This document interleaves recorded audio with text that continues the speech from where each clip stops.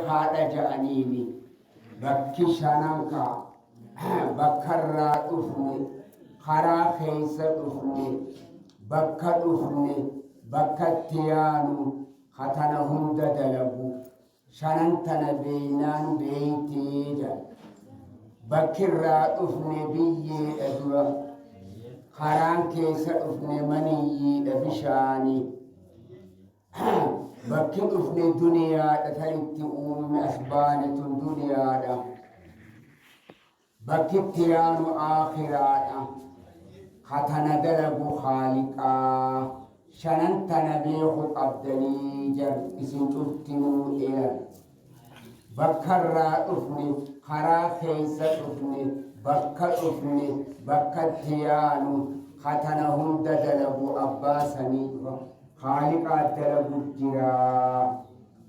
tana je'in nu hime rabbiin uumaan teessaniis akkanaa je'in nu hime isinis dhiiraa fi dhalaadhaa dhalaafis ahaddii jahala fakkeenye jahan ahaddii si'i haa guuttattuuhi ta guuttatte jazaan nurra jira tan